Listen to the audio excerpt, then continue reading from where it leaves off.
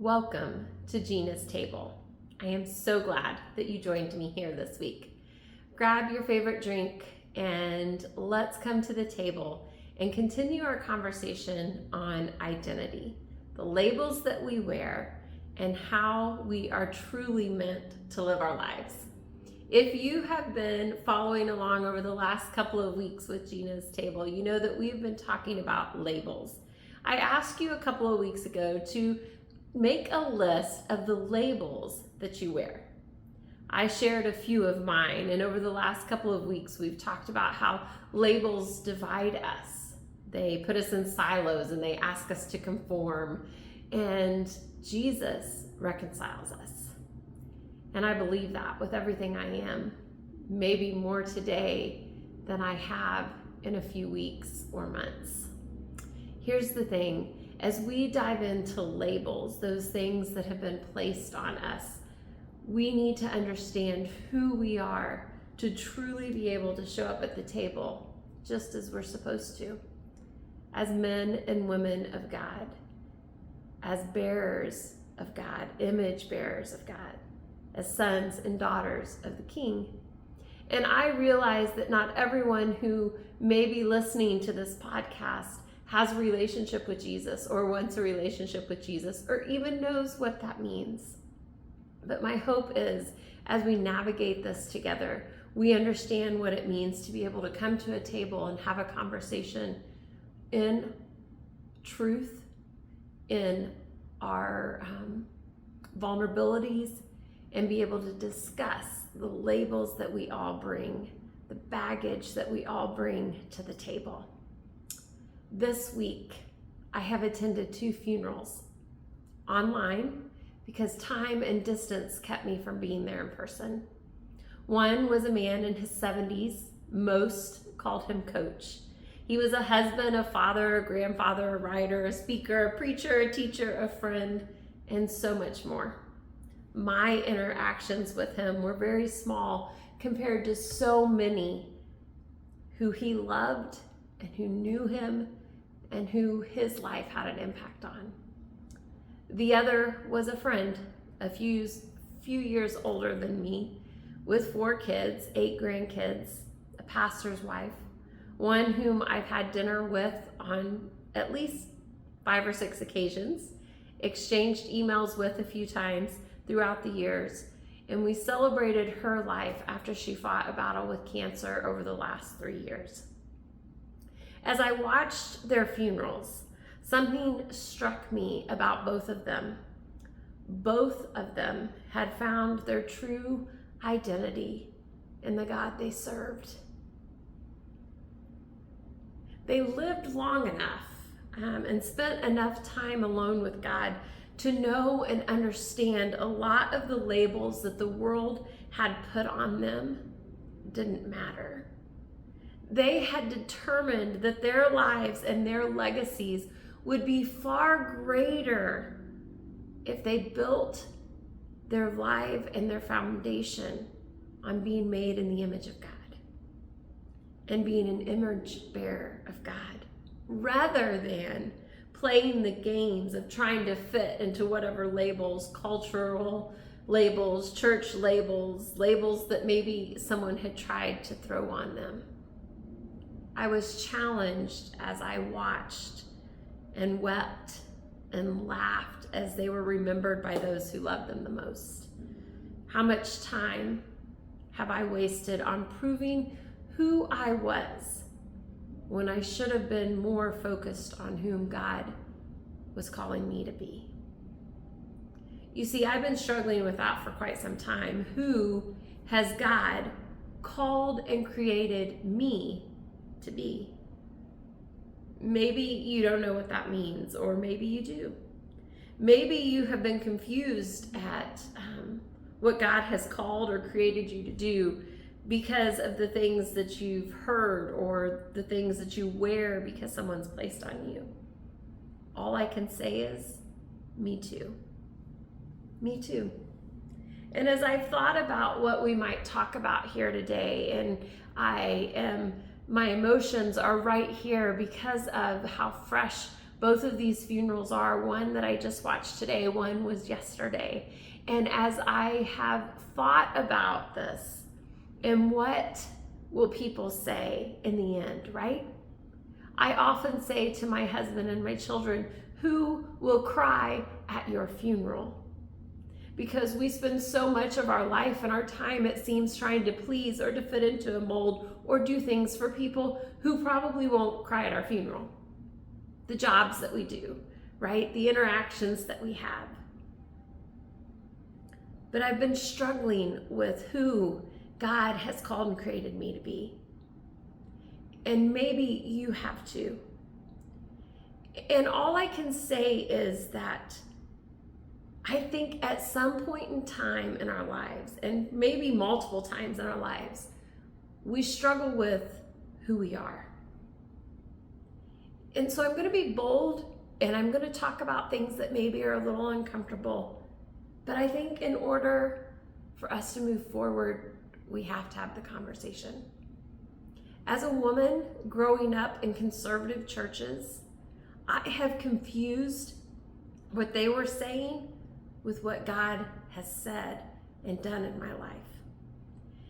You see, it hit me again recently that all of my life, I have been taught that my body is sin. It is wrong, and it is something that I need to be protective of. And it's not that you don't, but my body isn't sin.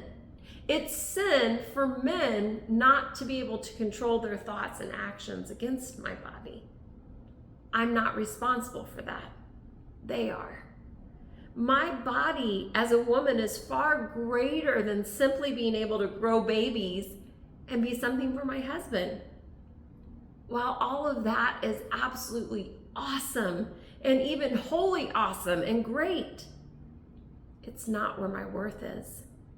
You see, God created every woman in his image, beautiful and wonderfully made, all of her body, her soul, her emotions, her thoughts, and he gave her value and worth and calling.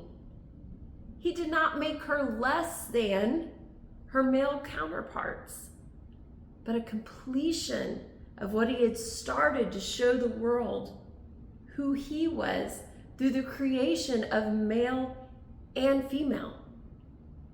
Not less than, not something that should be, we should have shame for or we should worry about. But we are beautifully and wonderfully made as women. And I realize that some men are listening, and I hope you're listening, because you are fearfully and wonderfully made, but you are also in control of you in the same way that I'm in control of me. You see, as I work through all of these labels and the things that maybe I'm supposed to do or I should be doing, I realize that a lot of that isn't what God has said or called me to.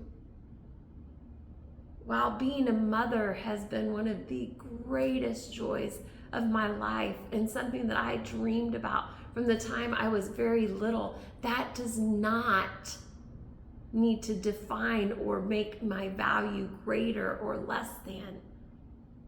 I think it's absolutely amazing that I can grow humans, but that's not all of who I am.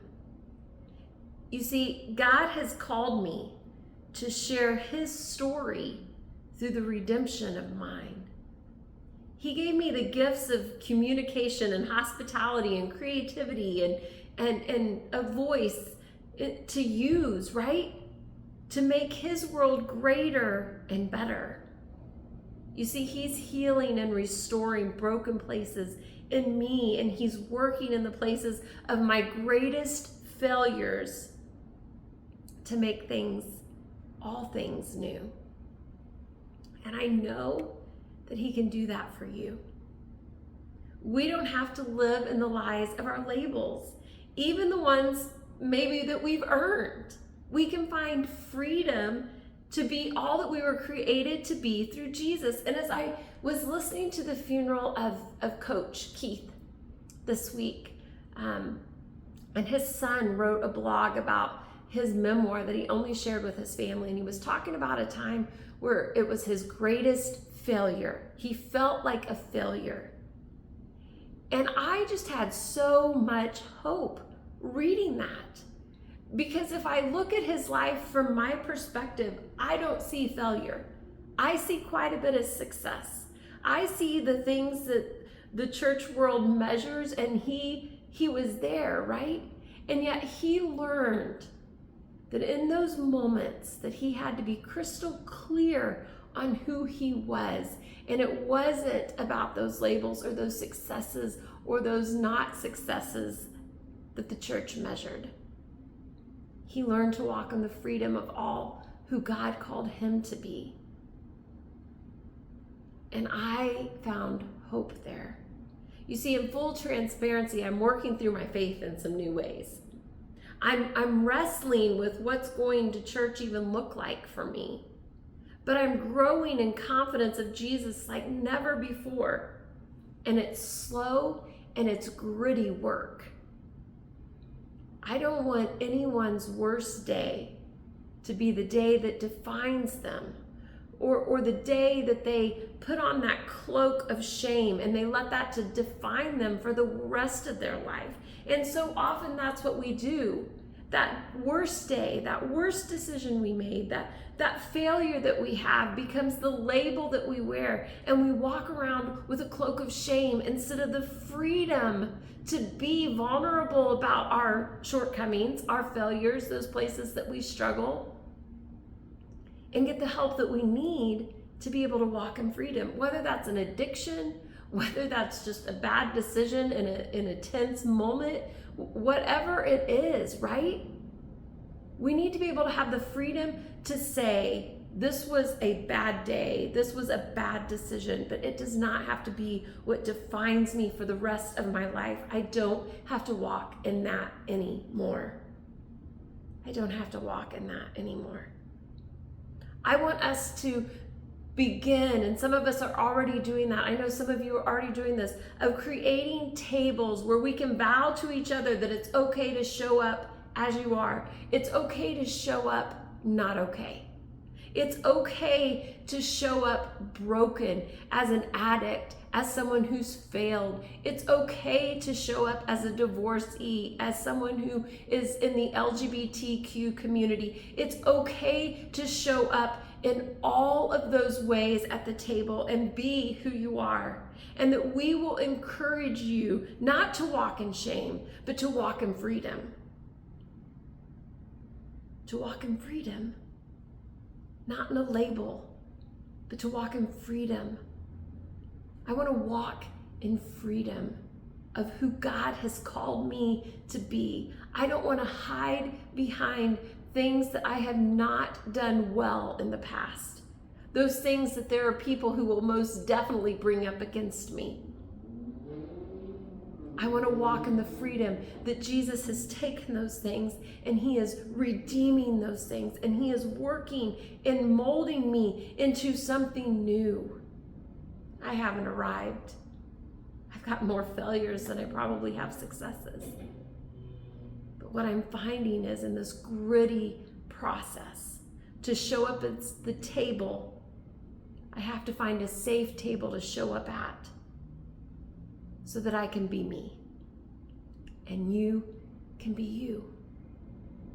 There's a song from a movie that came out several years ago. It was called The Greatest Showman. And the song is called This Is Me. And I love the lyrics. It says, "I'm not a stranger to the dark. Hide away, they say, because they don't want your broken parts. I've learned to be ashamed of all my scars. Run away, because no one will love you as you are.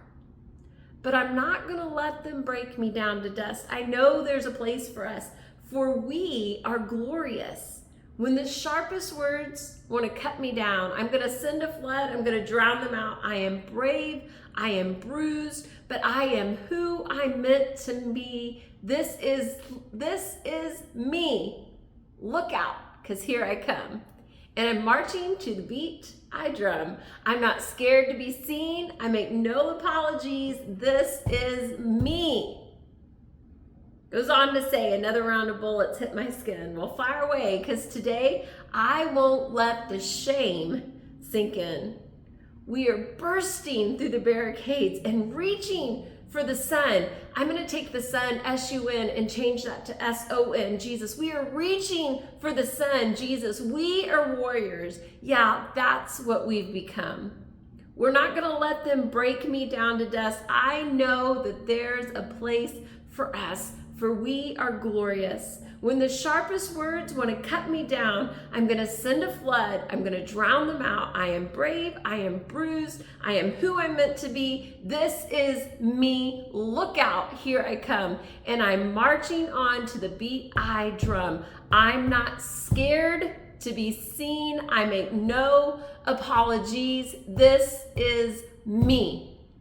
This is me. And what if we understood that we are made in the image of God, and that we could proudly proclaim that we are reaching for the sun, Jesus, and we are coming out. We are bruised, we are battered, but you're not going to keep us down, because we are gloriously and wonderfully and fearfully made in the image of God. So this is me. And as I thought about that, in light of the funerals, in light of all that we've been talking about, in light of counseling and hours of trying to figure out so many things in the last few months, this is me, and this is Gina. She is free to take up space. I am free to be a woman just as I am. I am free to be a pastor. I am free to be a communicator, writer, and speaker. I am free to be broken and healing and questioning all at once. I am free to own my story of success and failures. I am free to love Jesus and love others just as I am. I am free to walk boldly in the future. I am free to live forward instead of living backwards. If you this week begin to write a list of this is me, I am free to, and you fill in the blank, what are you claiming that you can do in freedom to be who God has created you to be? What are you free to be?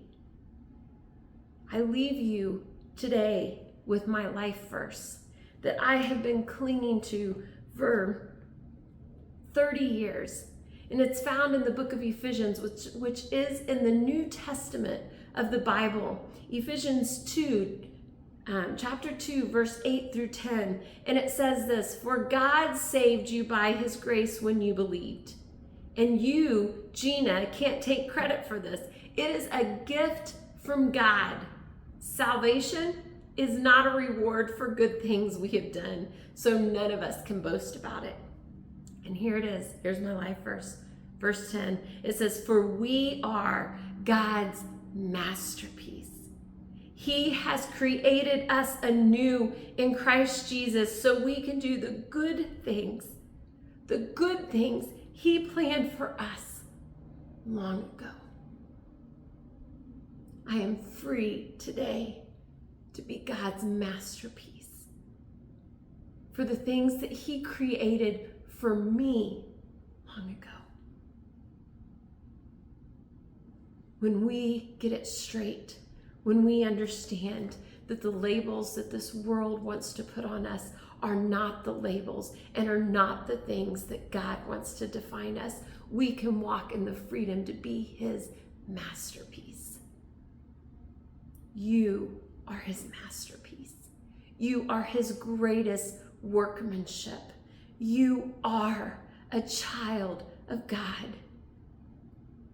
There is nothing you can do to make him love you more or love you less.